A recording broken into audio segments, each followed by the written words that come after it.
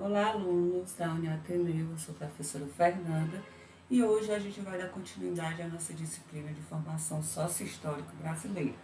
Hoje a gente vai começar com a aula referente à unidade 2 do nosso conteúdo programático, que vai fazer uma análise do Brasil República, a República Velha e também o Estado Novo. Então, nesse conteúdo, a gente tem algumas objetivos de aprendizagem. A primeira delas, é analisar quais foram os motivos que levou à transição do sistema imperial para a república no Brasil. O segundo motivo vai refletir sobre os principais acontecimentos da República Velha e os seus presidentes diante das medidas por eles tomadas, e também a gente vai analisar um pouco dos movimentos de resistências a esses presidentes. Também vamos estudar o estabelecimento da área Vargas e também as estratégias de Vargas para chegar ao poder e se manter no poder. E também vamos compreender ideias e práticas de urbanização e industrialização no Brasil nessa gestão de Getúlio Vargas e, por fim, vamos analisar o fim do Estado Novo e com o estabelecimento do processo de redemocratização no Brasil. Pois bem, as primeiras décadas do Brasil republicano. Como é que o Brasil saiu da era imperial para entrar no regime republicano? Foram vários os fatores que levaram o declínio desse regime imperial no Brasil. E o que algum desses fatores, na verdade, levaram Dom Pedro I perder um apoio de uma classe, a grande parte, uma classe relevante do setor da sociedade brasileira. E essas classes eram a classe média, né, a emergente classe média, a Igreja Católica, o Exército, os grandes latifundiários, que tinha interesses abolicionistas. Pois bem, o que é que aconteceu? Houve um crescimento muito grande dos centros urbanos e houve um aumento populacional nas áreas urbanas e aos poucos foram surgindo nesses espaços uma classe média que foi crescendo, e essa classe média era composta por funcionários públicos, profissionais liberais, comerciantes, jornalistas, entre vários outros. Então, eles tinham uma formação a mais e eles tinham acesso a formações, na verdade. Então, com esse acesso a formações apropriadas, eles estavam exigindo uma ampliação dos direitos civis, né, e políticos, por serem conhecedores de ideais da República. Eles apoiavam o encerramento do regime imperial, porque na República eles teriam condições de maior participação política e econômica e de decisões políticas, principalmente dentro de um regime que seja mais aberto.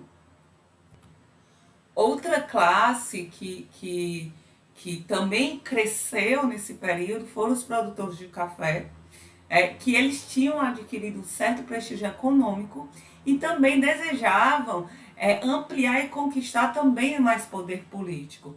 Então, no Império, a abolição havia sido aprovada, mas os cafeicultores se sentiram prejudicados porque eles não receberam indenização pela libertação desses escravos que trabalhavam nessas plantações de café.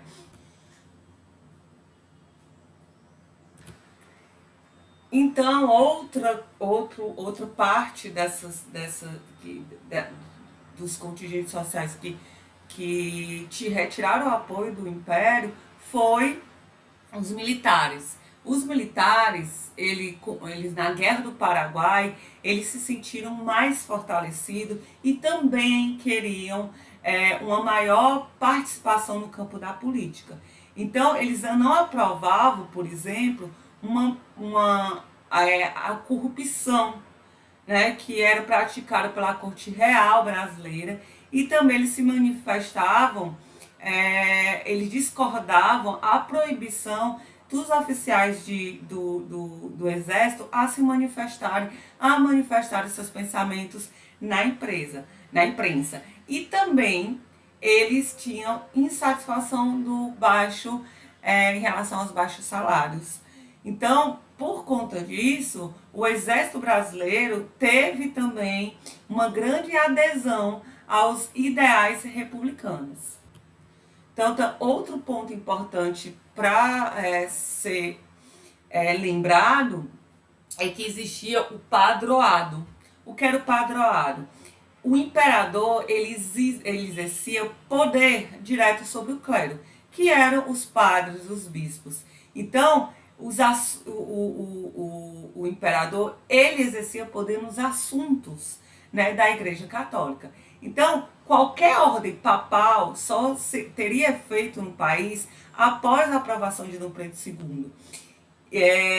E no ano de 1872, Dom Macedo, que era bispo de Belém, e Dom Vital, que era bispo de Olinda, eles acataram as ordens de Pio VI, ou Pio IX, me desculpa, em relação ao apoio de religiosos aos integrantes da maçonaria. Eles, os mesmos, deveriam ser punidos. Mas, né, por solicitação da maçonaria, o Dom Pedro II ordenou a suspensão dessas condenações. Então, os referidos bispos, né, os bispos de Belém e o bispo de Olinda, eles não acataram a ordem do imperador e foram condenados à prisão. Então, em 1877, esses bispos foram libertados, mas a relação entre a igreja, o catolicismo e o imperador ficou bastante abalada com esse episódio.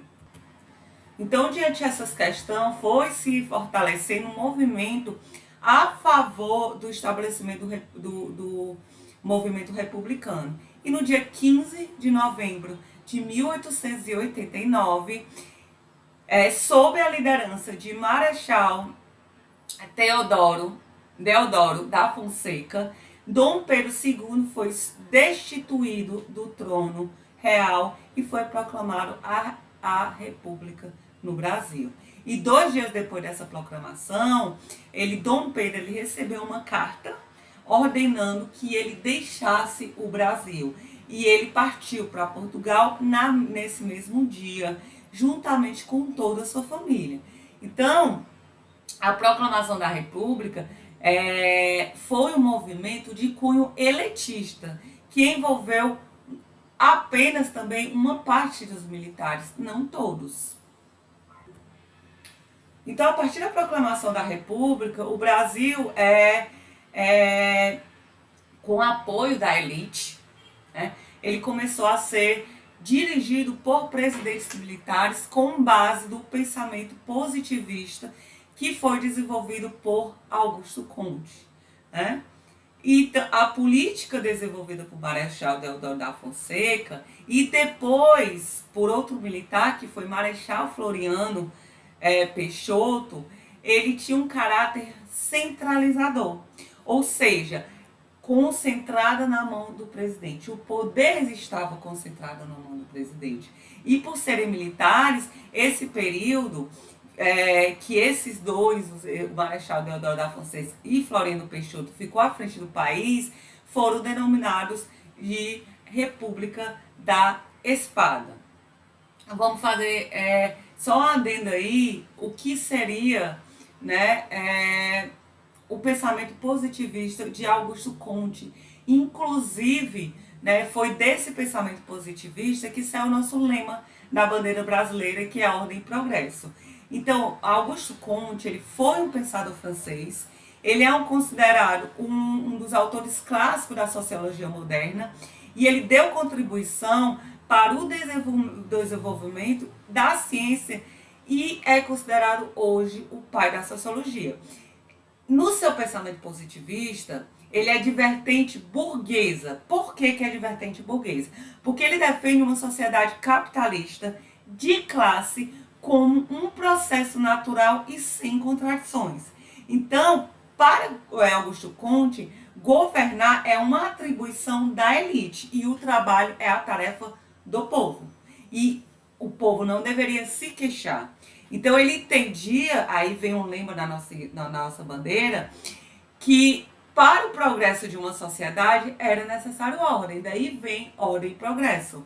Então o referido pensamento ele foi registrado na nossa bandeira e é adotada por ocasião da proclamação da República no Brasil. Então, como já foi dito antes, o governo de Deodoro da Fonseca, que foi eleito indiretamente pelo Congresso Nacional, ele foi considerado de cunho autoritário e foi marcado por diversas práticas de nepotismo. O presidente ele não aceitava críticas, ele exerceu uma forte censura aos seus opositores e também à imprensa da época. Ele, no ano de 1981, foi promulgada, a primeira Carta Constitucional da República e foi inspirada no modelo norte-americano e pensamento filósofo francês do positivismo Augusto Comte. Então, por meio dessa Carta Constitucional, o Brasil passou a ter o nome de Estados Unidos do Brasil. A igreja também foi separada do Estado. O catolicismo deixou de ser a religião oficial do país, como se praticava no tempo da colônia e do império. O ensino adquiriu também caráter laico. Então foi extinta também a pena de morte e as províncias passaram a ter o nome de estados dentro de uma perspectiva de república federativa, ou seja, a autonomia relativa dos estados. A Constituição, essa Constituição, ela também, ela estabelecia 3 poderes da República, que eram o executivo, que era o presidente e governadores, o legislativo, deputados e senadores, e por fim o judiciário, que era composto pelos juízes e Supremo Tribunal Federal. Então, para a eleição dos membros desses poderes, o voto passou a ser direto e sem sigilo. Então, ficando de fora na condição de eleitores, mulheres, menores de 21 anos, soldados, analfabetos e mendigos. Então, essa última medida, inclusive, permitiu fraudes no processo eleitoral, a exemplo do voto de cabresto. O que é o voto de cabresto?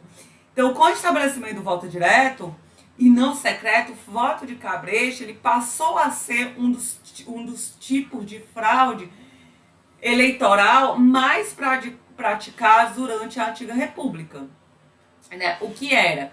A prática do voto do cabresto era protagonizada pelas elites locais e especialmente pelos coronéis.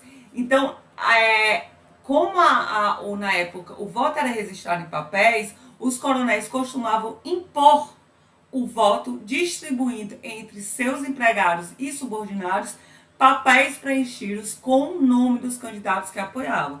Então, havia aqueles que votavam nos candidatos coronéis em troca de favores, exemplo de doação de transporte, que ainda é uma prática observada aqui no Brasil, ainda hoje a chamada compra de voto, e muitos não entendem como atitude prejudicial à democracia. Então, é algo que ainda é muito presente na sociedade brasileira. Então, voltando, a Constituição também, a Carta de Constituição, ela também estabelecia os 3 poderes da República, como eu já disse, e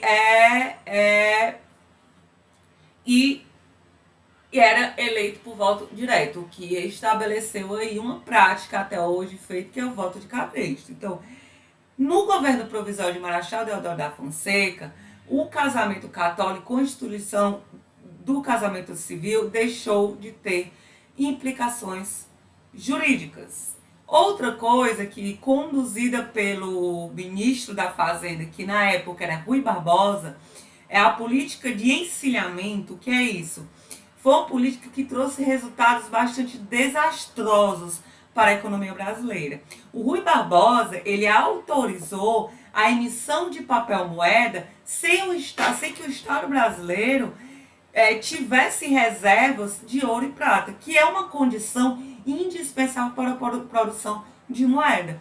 Então, o volume circulante de dinheiro foi muito maior do que o necessário para o país, o que ocasionou a desvalorização da moeda, que na época era os R$ 1.000. Então, e também com essa prática, a inflação aumentou e o que forçou o Estado a investir dinheiro na economia. E por esses motivos, muitas empresas tiveram que fechar e inúmeros investidores foram à falência. Então, diante dessa crise econômica que estava sendo vivenciada pelo Brasil nos fins do século XIX, o Congresso Nacional resolveu limitar os poderes do presidente. Em reação, o Deodoro da Fonseca, ele resolveu fechar o Congresso. Então, e passou com isso a sofrer oposições de generais da Marinha que se revoltaram e o que poderia causar uma guerra civil com isso. Então, ao se deparar com esses conflitos, o Deodoro da Fonseca acabou por renunciar e assumiu a presidência o seu vice, que era também um militar, o Marechal Floriano Peixoto. Aqui falamos aqui do Rui Barbosa, falamos também do Congresso e a renúncia do presidente. Passando adiante.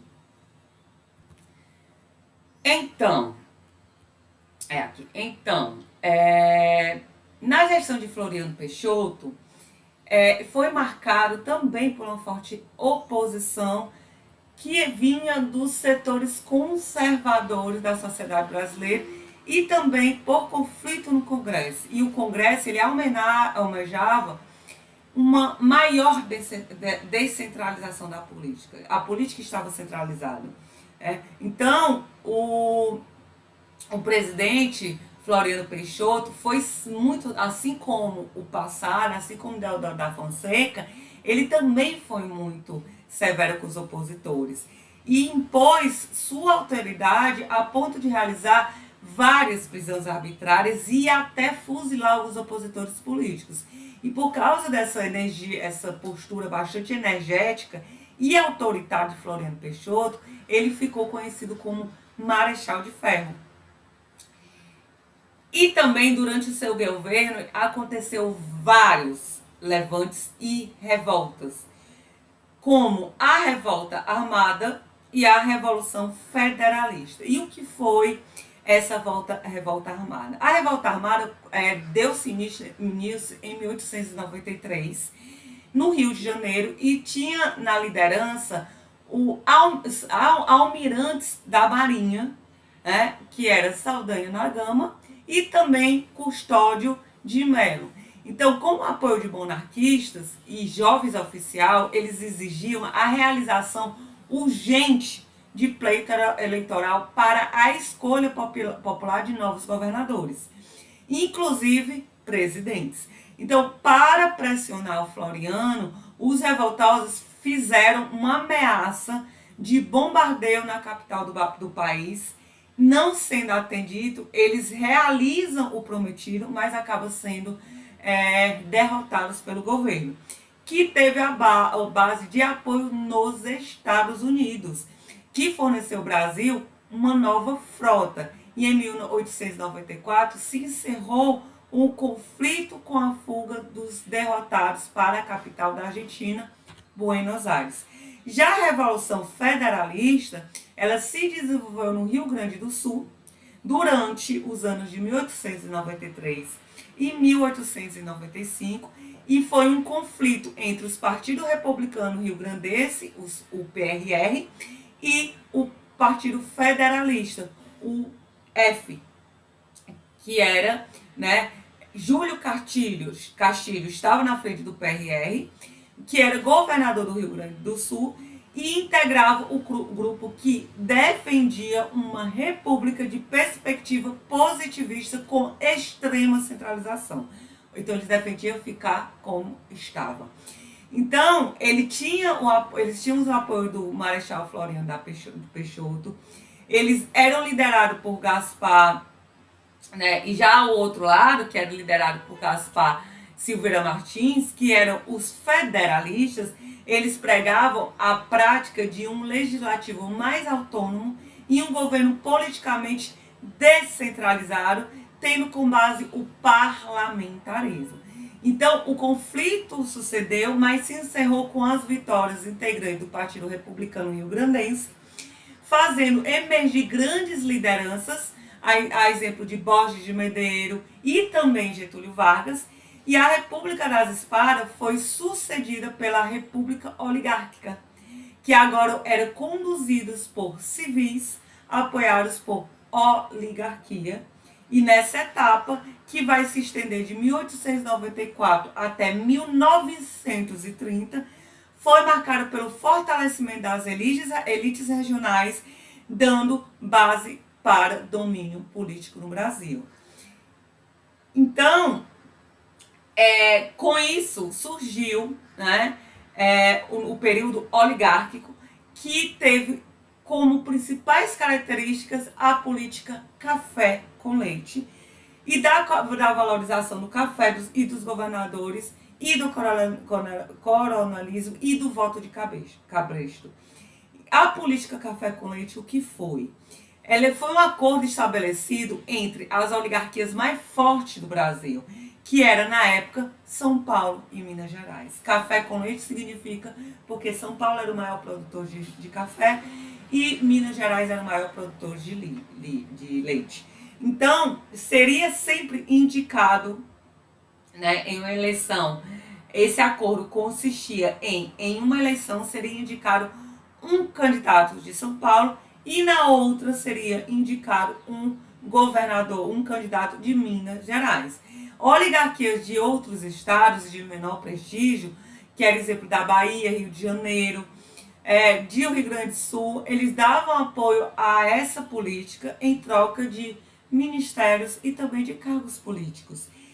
Em fevereiro de 1906, os governadores de Minas Gerais, Rio de Janeiro e São Paulo, eles se reuniram para construir um acordo sobre a política de valorização do café, sobre a aprovação do presidente do Brasil. Então, nessa discussão, saiu o chamado Convênio de Taubaté.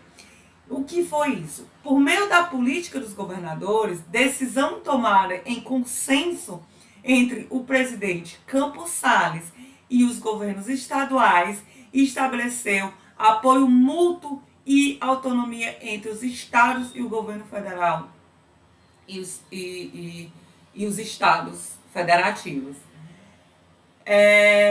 E o coronelismo, a gente volta a falar do coronelismo, teve seu nascimento na criação da Guarda Nacional, que era composta por grandes proprietários de terra.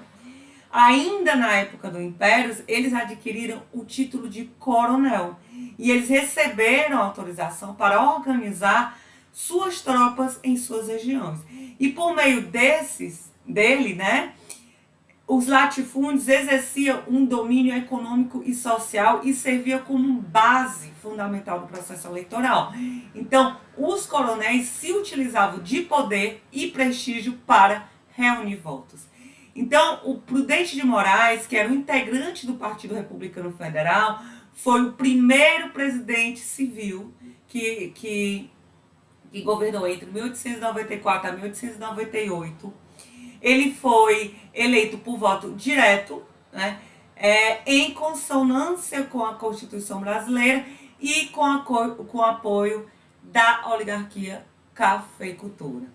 Então, em seu governo, ele concedeu financiamento à indústria brasileira, ele elevou a taxa alfandegária, pondo entraves para a importação, e ele tinha como objetivos unir as oligarquias das várias regiões espalhadas do Brasil e também melhorar as relações do governo federal com os militares.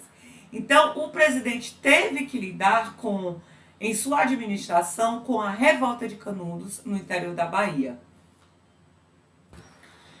Essa revolta foi liderada por Antônio Conselheiro e ficou marcada na história do Brasil. Pois bem, continuando, né? Vou passar aqui. Continuando a sequência de presidente que vieram depois, né, no Brasil. Campos Salles. O Campos Salles, ele governou o Brasil de 1898 a 1902. E no seu governo foi estabelecida a negociações com credores internacionais com o intuito de saldar antigos empréstimos e resolver os problemas financeiros do país. Essa política de moratória, sem empenho pela valorização monetária por meio da supressão do meio circulante da queima da moeda, deu-se o nome de Fundo Loan. Outro presidente que passou nesse período foi Rodrigues Alves, em 1902 a 1906, e foi estabelecido um tratado no governo de Rodrigues Alves entre Bolívia e Brasil, que garantiu a conquista do Acre através do Tratado de Petrópolis. Foi adotada a política de valorização do café. Ele enfrentou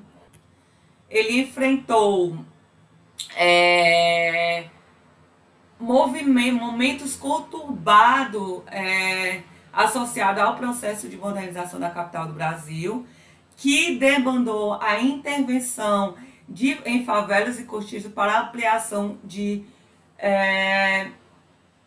da área urbana de avenidas. Também teve um fato muito importante no seu governo, que foi a revolta da vacina. O que foi isso? Em 1904, estava tendo um surto de varíola e de febre amarela. Então, foi estabelecido nesse período a vacina obrigatória da população e essa decisão foi instaurada por Oswaldo Cruz, então ministro da Saúde da época.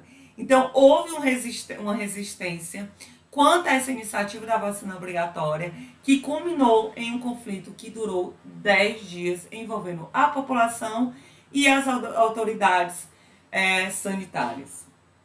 Já na gestão de Afonso Pena, que aconteceu em 1906 a 1909, teve como uma das principais iniciativas a construção da Ferrovia Noroeste, visando a interligação São Paulo e Mato Grosso. O governo o referido governo não foi concluído por conta da morte do presidente. E no mesmo ano ele foi substituído por Nilo Peçanha. Hermes da Fonseca assumiu o país em 1914 e no seu período ele enfrentou duas revoltas, tanto a revolta da Armada quanto a revolta da Chibata e também a revolta do Contestado.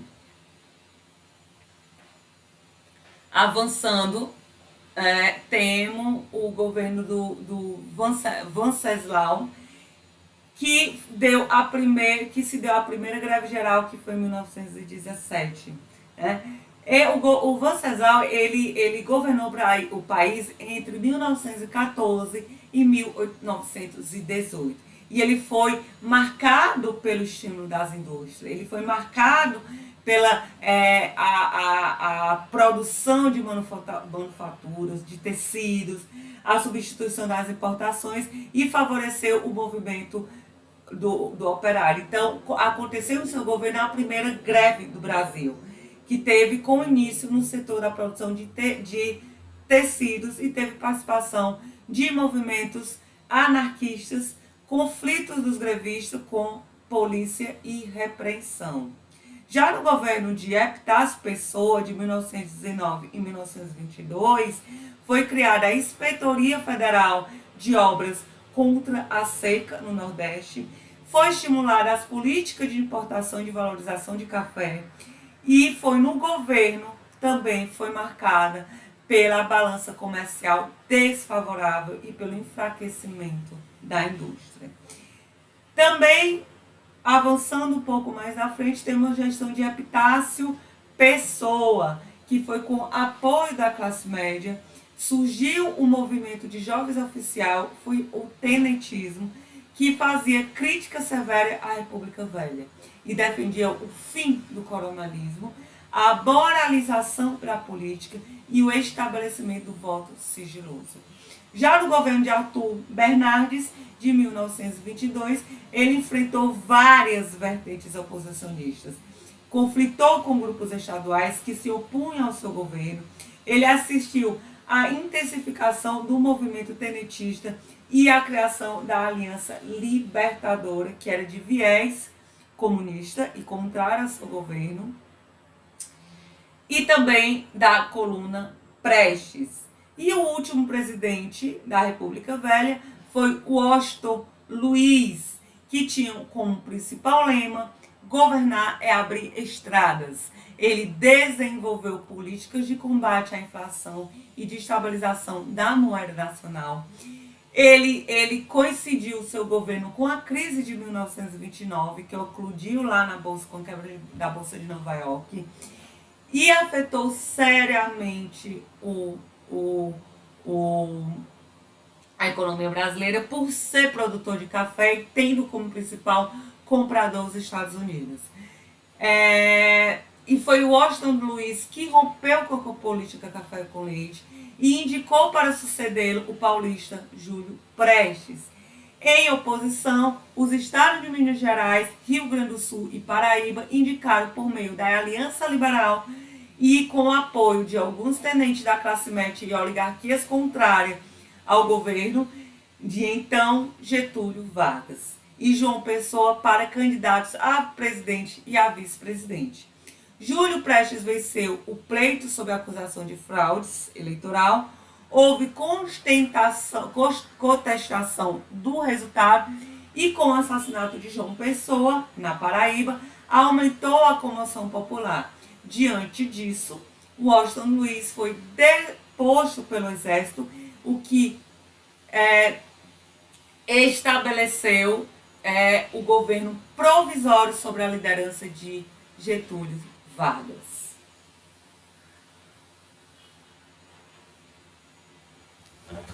Pronto, é aqui. O Vargas assumiu o governo do Brasil tendo reconhecimento da população e das grandes cidades brasileiras e das oligarquias insatisfeitas com a gestão de Washington Luiz. Então, Vargas assumiu o governo do Brasil tendo esse reconhecimento.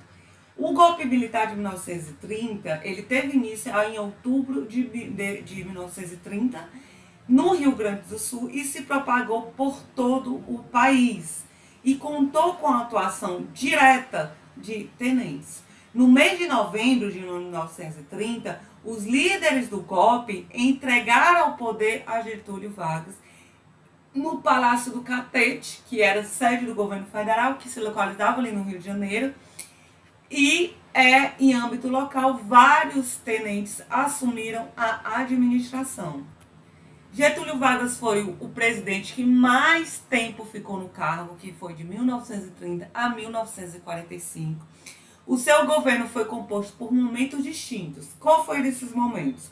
O governo provisório de 1930 a 1934, o governo constitucional de 1934 a 1937 e, por fim, o Estado Novo de 1937 ao fim do seu governo em 1945. No governo provisório, o Getúlio Vargas ele decretou a Lei Orgânica 19.398, que dissolveu o Congresso Nacional e todas as casas legislativas de âmbitos estaduais e municipais. Então, Quanto ao executivo nos estados, ele nomeou interventores. Então, nesse período, foi concedido a Getúlio Vargas o poder de elaborar decretos e leis, tendo como obrigação de compor uma nova Assembleia Constituinte. A política econômica, no âmbito da economia, a política de Getúlio Vargas, ele teve características intervencionista estatal. O seu governo, ele enfrentou problemas econômicos que foi resultantes daquela crise de 1929, né? E por conta desse problema, como a gente já falou antes, o café, o principal produto de exportação brasileira, sofreu grande desvalorização. Então, para fazer frente a essa crise, o governo criou o Conselho Nacional do Café. Ele estimulou a valorização do café comprando quilos, né, de café, queimando também quilos de café para que se valorizasse, o aumento subisse, e estabeleceu impostos sobre as sacas exportadas e o surgimento de novos cafezais. Além disso, ele prorrogou o pagamento das dívidas por parte desses cafeicultores. Então, no aspecto social, o Getúlio Vargas criou os ministérios da Educação, o Ministério da Saúde, do Trabalho, a Indústria e do Comércio. E essa iniciativa tinha relação direta com o processo de urbanização que acelerava o país, reunindo novos segmentos que passaram a valorizar a educação e o desenvolvimento das indústrias, que teve um grande estímulo e impulso na administração de Getúlio Vargas. Também ele interviu na legislação trabalhista, ele visava manipular as classes trabalhadoras, né? Ele fez a extinção, e é justo dizer, né, que essa tentativa de manipulação da população trabalhadora deu a essa população trabalhadora direitos que até hoje nós gozamos. Que, por exemplo, a extinção da diferenciação diferenciação salarial para o mesmo trabalho, o amparo das mulheres em situação de gravidez, a regulamentação do trabalho de mulheres e o trabalho também infantil, o estabelecimento de jornada diária de trabalho de 8 horas, do salário mínimo, das férias remuneradas, da indenização por causa de demissão de justa causa, do descanso salarial remunerado e também várias outras medidas de cunho do presidente Getúlio Vargas. No ano de 1932, a burguesia e a oligarquia cafeeira dos estados de São Paulo, eles se manifestaram em insatisfação, e o Partido Republicano Paulista vai esboçar uma intenção de retomar o governo federal. E por causa disso, eles se posicionaram contrário à política intervencionista de Getúlio Vargas, que era, por exemplo, a nomeação de governadores tenentistas, e exigiu a atenção da Constituição Nacional e o encerramento do governo provisório. A Revolução Constitucionalista, como ficou conhecida, iniciada em 1932, com a deposição de Plínio Barreto, que era interventor de São Paulo, que foi nomeado por Getúlio Vargas, e o estabelecimento de uma junta revolucionária resultaram em uma luta armada que se desenvolveu durante 3 meses. E a segunda Constituição Republicana, inspirada na Constituição Alemã, foi promulgada no dia 16 de julho de 1934, e o mesmo trazia como característica a defesa do federalismo e o sistema presidencialista, e o estabelecimento de independência entre os 3 poderes da República, com destaque para o Poder Executivo. As eleições passaram a incluir também os jovens a partir de 18 anos e mulheres, e o voto permaneceu secreto. Também foi extinto o cargo de vice-presidente e criar a categoria de deputados de classe eleitos. O tempo do mandato também dos deputados foi firmado para 4 anos. Em julho de 34, Getúlio Vargas foi eleito presidente do Brasil de forma indireta, por meio da votação da Assembleia Constituinte, derrotando seu adversário Borges de Medeiros. O início do governo constitucional, uma segunda fase do governo varguista, foi marcado pela diminuição dos salários e pelo aumento do desemprego, pelas greves, pelos problemas e conflitos sociais, por exemplo, a pobreza da maioria da população brasileira. Nesse período, Getúlio Vargas teve que lidar também com 2 grupos que se mobilizaram em grandes projetos e lideranças do Brasil, que era a Ação Integralista Brasileira e a Aliança Nacional Libertadora, ou seja, a AIB e a ANL. A Ação Integralista Brasileira, a AIB, ela era de tendência fascista e ele defendia um Estado corporativo e totalitário. E tinha Plínio Salgado à frente com sua liderança. Os integralistas, eles eram conhecidos como camisas verdes e constituíam bandos armados e empenhados na perseguição de comunistas ou suspeitos de práticas ou pensamentos comunistas. Por suas ideias, eles adquiriram uma simpatia e adesão por parte da cúpula militar, de segmentos da alta sociedade e da classe média e de autoridades da Igreja Católica. O movimento integralistas, eles colocavam-se contra o capitalismo financeiro internacional, que era vinculados aos judeus, embora eles fossem a favor da propriedade privada. Eles defendiam a existência de um único partido e de um Estado forte e centralizado, ou seja, um Estado de cunho totalitarista. Eles tinham como lema Deus, pátria e família. Né? Parece que as coisas se repetem.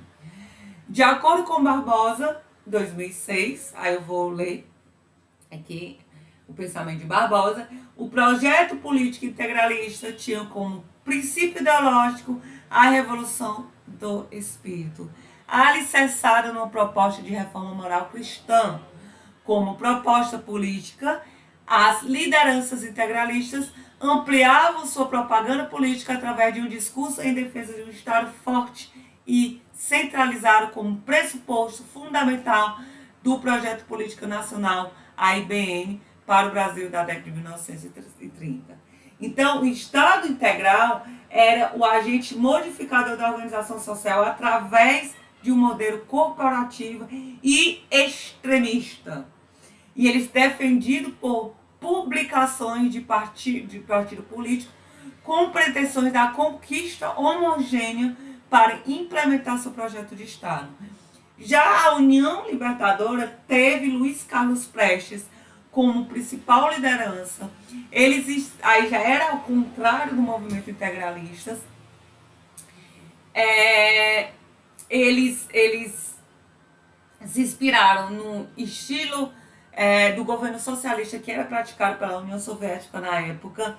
O movimento postulava destituir o atual governo e extinguir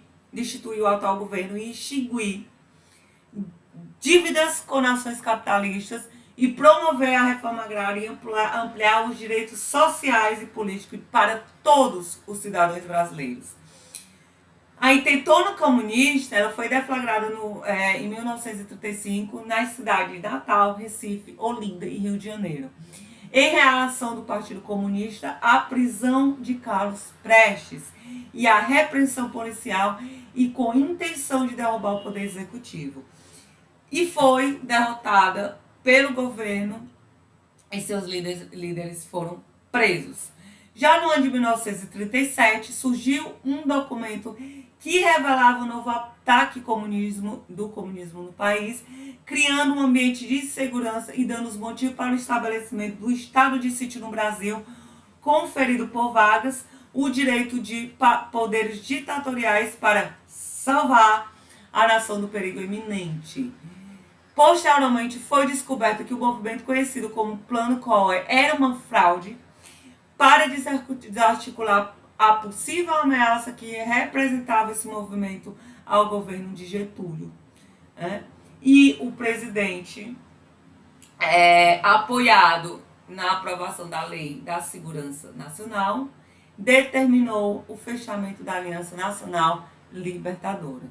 Já no ano de 1937, com desculpa de dar ao fim as ameaças que poderiam comprometer a estabilidade política, Getúlio Vargas determinou o fechamento do Congresso e outorgou a Constituição inspirada na Carta Constitucional da Polônia. Então, Getúlio Vargas, para se manter no poder, ele teve que derrotar a oligarquia de São Paulo, a Ação Integralista, a Aliança Nacional e, em 1937, apoiaram em mecanismos de propagandas e repressão, pôr em prática o seu projeto de modernização do país, que foi o Estado Novo, que foi um governo ditatorial conduzido por Getúlio Vargas, que teve início no ano de 1935 e durou até o ano de 1945. E logo que ele assumiu, Getúlio Vargas, ele substituiu comandos militares, nomeou interventores para os governadores de estado, outorgou a nova Constituição e instituiu todos os partidos políticos. Então, a Constituição de 1937 estabelecia a centralização do poder, ele instituiu a autonomia dos estados, os direitos individuais, também ele instituiu as eleições indiretas, o mandato de 6 anos para o presidente e o endosso da Constituição por meio de um plebiscito. Então, o Estado Novo, ele inaugurou o populismo no Brasil, que foi inspirado no fascismo italiano. A figura de Getúlio Vargas foi colocada como evidência por meio de uma propaganda que estimulava a sua admiração pelo seu povo. Então, a propaganda do Estado novista, intensificada a partir de 1939, ele utilizou-se principalmente do culto ao presidente para demonstrar que Getúlio Vargas era o líder ideal para o Brasil. Então, na fase da gestão de Getúlio Vargas, houve melhoria da Caixa Econômica e Social do Brasil. No aspecto sociais, as principais medidas foram a consolidação das leis trabalhistas, a CLT, trazendo como novidade a criação da Justiça do Trabalho, da Carteira de Trabalho, da Estabilidade de Emprego, após 10 anos de trabalho. E também ele criou o Conselho Nacional do Petróleo, a Companhia Siderúrgica Nacional, a Companhia no Vale do Rio Doce, a Fábricas Nacionais de Motores, a Companhia Hidroelétrica de São Francisco. Com o início da Segunda Guerra Mundial, no ano de 1942, o Brasil assumiu uma posição de neutralidade, mas ele resolveu entrar nela na guerra por pressão dos Estados Unidos. E em várias regiões do Brasil, especialmente nas capitais dos estados nordeste, cuja localização era muito mais próxima do continente europeu, foram construídas bases de apoio para as Forças Armadas norte-americanas.